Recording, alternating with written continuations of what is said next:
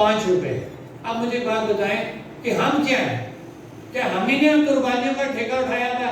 ہم ہی نے اپنے آپ کو زیر بار کرنا ہے؟ ہم نے اپنی نسلوں کو ختم کرنا ہے؟ بہت ہو گیا یہ۔ اب آپ کو اس کا فیصلہ کرنا پڑے گا۔ ہم بھیڑ بکریاں نہیں ہیں، یہ کشمیری عوام اس کو بھیڑ بکری مت سمجھیں۔ آپ نے نیلم جیلم کی شکل میں ہمارا پورا علاقہ ویران کر دیا۔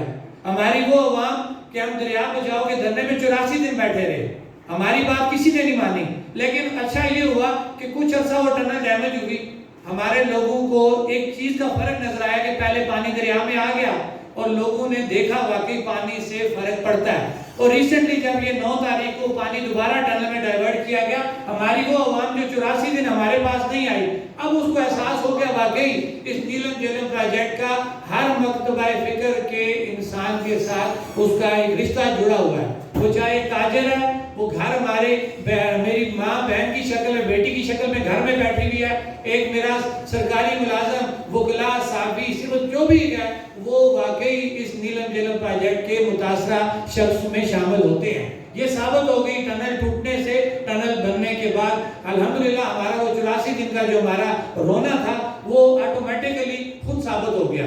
تو مجھے ایک بات بتائیں کہ ہم نے وہ قربانی بھی دے دی، نیلم جیلم بھی بن گیا، اور پروجیکٹ بننے جا رہے ہیں۔ ادھر گلگت بلتستان کا میں نے آپ کو اوریجنل بل بھی بتا دیا، ہمارے ساتھ یہ سلوک کیوں کیا جا رہا ہے۔ اب اس سلوک کو ہم نہیں مانیں گے، ہمیں اپنے حق کے لیے باہر نکلنا پڑے گا اور ہم اپنے حق کے لیے باہر نکلیں گے۔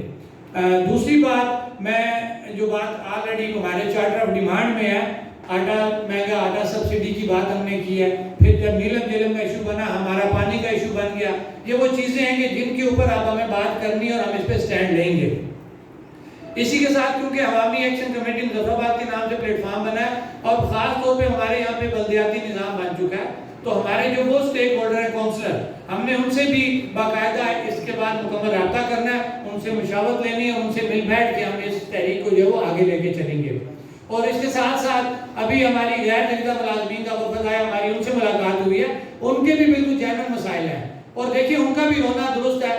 ہم اس طرف نہیں جا رہے، وہ کام کیا کریں، اکثر سوشل میڈیا پہ یہ باتیں ہو رہی ہیں، ہمیں یہ دیکھنا ہے کہ آپ نے اس کی تنخواہ کو تو وہیں پہ رکھا ہوا ہے۔